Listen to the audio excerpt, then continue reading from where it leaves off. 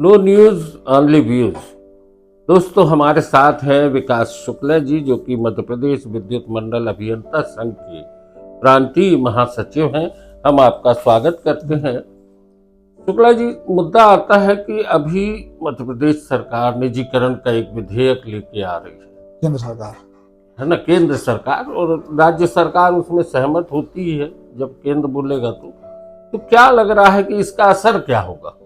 देखिए, 10 अक्टूबर को केंद्रीय 7 प्रदेशों के जो मंत्री समूह है उसकी मीटिंग हुई है, जिसमें निजीकरण के प्रस्ताव दिए गए हैं कि आप अपनी सहमत दें। इसमें सुधार के नाम पर ये राज्य सरकारों को बोल रहे हैं कि आप कंपनियों से बोलें कि वो अपनी 3 विकल्प पे जाएं, जिससे केंद्र सरकार उनको ग्रांट दे सके। पहला उनका शर्त है कि वो बोल रहे हैं कि 51% इक्विटी जो है ना, आप प्राइवेट को दे दीजिए।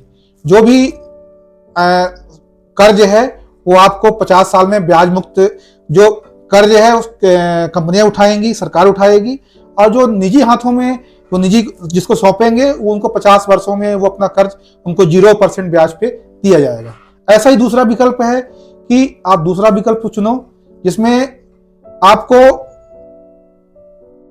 पूरा जो सिस्टम है प्राइवेट, मतलब जो आपकी व्यवस्था है, प्रबंधन है, आप निजी हाथों में दे दो, और जो भी आपका घाटा है सरकार उसको बियर करेगी, और 5 साल तक जो जिसको आप जिस निजी संस्थान को दोगे वो उसका 5 साल में आप उसको ग्रांट दोगे।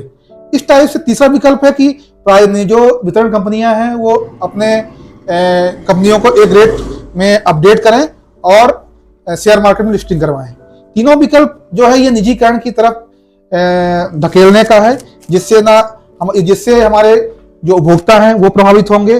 सब्सिडी खत्म होगी, जो सब्सिडी में हमारे किसानों को मिलती है, किसान उपभोक्ता को मिलती है, वो बंद होगी, और ये बहुत सारे इसके हमारे उपभोक्ता बिजली कर्मियों पर इसका इफेक्ट आएगा। बिजली के दरें भी बढ़ जाएंगी, और बिजली की दरें स्वाभाविक रूप से बढ़ेंगी।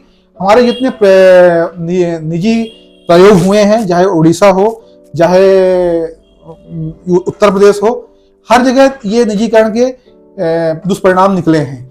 यहाँ तक कि हमारे उज्जैन मध्य प्रदेश में भी 2012 में के आसपास फ्रेंचाइजी का प्रयोग किया गया था, लेकिन वो असफल निकला। शुक्ला जी, बात आती है तो आपका संगठन इसका विरोध करेगा क्या? हमारा संगठन लगातार इसका विरोध करेगा। हमारे जो राष्ट्रीय स्तर का संगठन है जिससे हम संबंध है, वो हमारा लगातार उस पर विरोध दर्ज कर रहे हैं। जो अमेंडमेंट बिल है उस पर भी हम लोगों ने केंद्र सरकार को अपने कमेंट भेजे हैं कि हमारी जो हम चूंकि स्टेक होल्डर हैं, हमारे इस सुझाव को समाहित किया जाए।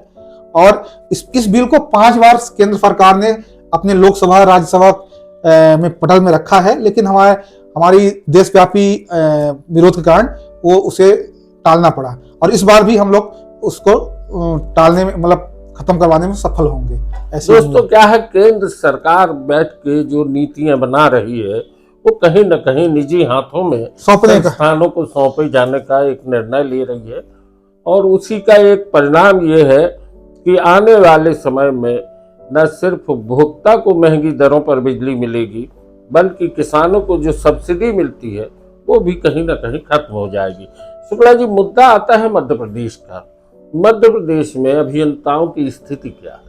अभियंताओं की इस समय सबसे बड़ा ज्वलंत मुद्दा है कि हमारी जो 2012 से हम उपभोक्ता बढ़े, सब स्टेशन बढ़े, पावर हाउस बढ़े, लेकिन हमारी जो संरचना है, विद्युत विभाग की जो संरचना है वो पुनरीक्षित नहीं हुई थी, जिसको हम लगातार सरकार से मांग कर रहे थे कि इसको पुनरीक्षित किया जाए, अपडेट किया जाए, उपभोक्ताओं और हमारी व्यवस्था के अनुसार उसको सीटें बढ़ाई जाए, जिसमें अभी हमारी मांगें मानी गई हैं। लेकिन अभी क्योंकि भर्ती नहीं हुई है, तो भर्तियों के कारण अभी हमारे काफी विद्युत कर्मियों की संख्या में काफी कमी है, और उसके दुष्परिणाम भी दिख रहे हैं। अभी जो सतना में एक हादसा हुआ जिसमें एक इंजीनियर को सस्पेंड किया गया, 2 इंजीनियर हमारे सस्पेंड हुए हैं। उसका कारण यही था कि पिछले 2018 से 2025 तक कोई भी रिक्रूटमेंट नहीं किया गया कंपनियों में। एक 7 साल का जो गैप हुआ, उससे हमारी एक गैप क्रिएट हो गया है। तो एक सहायक अभियंता को 3 से ऊपर सब स्टेशन के इंचार्ज बनाया जा रहा है। अभी सतना में वही हुआ है कि एक लाइनमैन को सब स्टेशन का इंचार्ज बना दिया गया और एई को 3 सब स्टेशन का प्रभार दे दिया गया। वह एई 2 जगह काम करवा रहा है, एक जगह खुद खड़ा होकर काम करवा, दूसरी जगह में जो घटना हुई है वहां पर घटना होने के बाद उसको दोषी मानते हुए सस्पेंड किया गया है। तो ये अव्यवहारिक था, व्यवहारिक समाधान नहीं था कि आप 4 सब स्टेशन का प्रभार देके कहीं भी घटना होगी और सस्पेंड करने, जबकि ऑलरेडी उसका प्रभार था। तो इस प्रकार से जो अव्यवहारिक निर्णय कंपनियां ले रही हैं उसका हम लगातार विरोध कर रहे हैं कि आप अपनी व्यवस्था को सुधारें और जो सुदृढ़ बनाएं, भर्तियां करें और उसके अनुसार हमारी जो सुचारू व्यवस्था विद्युत की है वो हम उस पर सहयोग करेंगे। शुक्ला जी, अभी आपने सरकार से मांग की कि अभियंताओं की भर्ती की जाए, नई भर्ती, कितने पद खाली डले होंगे? अभी तो हर कंपनियों में अलग अलग अभियंताओं की मतलब सीटें आई हैं और उसके अनुसार वो 3 स्टेप में रिक्रूटमेंट करने वाले हैं, लेकिन अभी तो बहुत ज्यादा कमी है कंपनियों में।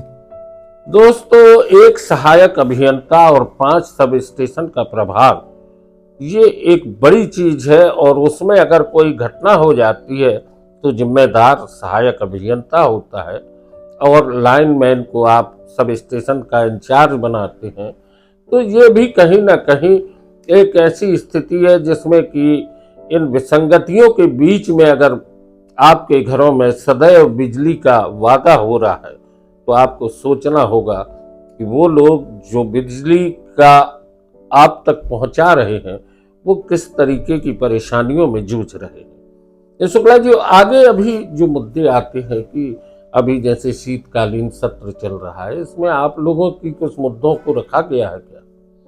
नहीं, हम तो सरकार से हमारे मुद्दे, हम तो सरकार से अपनी लगातार मांगे रखते हैं और समय समय पर अपनी जो मांगे हैं उसको बताते हैं।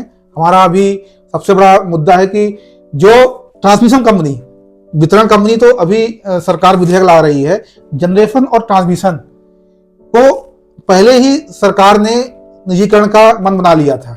उसी दिशा में 2003 के इलेक्ट्रिसिटी अमेंडमेंट बिल में प्राइवेट संस्थानों को अनुमति दे दी थी कि आप भी अपने पावर हाउस लगा सकते हैं। उसी आगे बढ़ते हुए ट्रांसमिशन कंपनी में निजी संस्थानों को, प्राइवेट संस्थानों को सब स्टेशन लगाने के लिए, लाइन बिछाने के लिए उन्हें अनुमति दी थी। इसी के तहत ट्रांसमिशन कंपनी में 2 पैकेज में निजीकरण किया जा चुका है। पहला पैकेज में 36 सब स्टेशन और 1200 किलोमीटर की लाइनें बिछाई गई। दूसरे पैकेज में अभी अमरपाटन रीवा की जो लाइनें हैं, 2 सब स्टेशन 400 केवी के और लगभग 300 से ऊपर की लाइनें बिछाई जा रही हैं, जो कि एक निजी संस्थानों को दिया गया। यह बेहद दुर्भाग्यपूर्ण है कि हमारे विद्युत कर्मियों की पेंशन की सुनिश्चितता ट्रांसमिशन कंपनी से है, लेकिन उसको लगातार सरकार निजीकरण की ओर धकेल रही है, जिससे हमारे विद्युत कंपनियों के जो पेंशनधारी हैं उनकी पेंशन व्यवस्था पे एक चोट होगी, उनकी पेंशन व्यवस्था अनिश्चितता की तरफ जाएगी। तो हमारा लगातार सरकार से अनुरोध है कि इस निजी हाथों के सौंपने के बजाय सरकार हमें private Madhya Pradesh transmission company को विद्युत सब स्टेशन लगाने के लिए अनुमति दे, उसको पार्टिसिपेट करवाए या लोन दे, तो हम प्राइवेट की जगह में हमारी ट्रांसमिशन कंपनी उन सब स्टेशनों का निर्माण कराए और हमारी कर्मियों की पेंशन सुनिश्चित हो। दोस्तों, मुद्दे बहुत गंभीर हैं, समझने की भी जरूरत है कि ट्रांसमिशन कंपनी का निजीकरण हो जाए, जनरेशन कंपनी का निजीकरण हो जाए, इनसे आप पर बोझ बढ़ने वाला है। कर्मचारियों के भविष्य, उनके परिवारों के आने वाले समय की निश्चितताएं भी समाप्त होने की स्थिति है और सरकार सिर्फ प्राइवेटाइजेशन की तरफ देख रही है और जिसका अभियंता संघ लगातार विरोध भी कर रहा है। शुक्ला जी, आपने चर्चा की, बहुत बहुत धन्यवाद। धन्यवाद मिश्रा जी।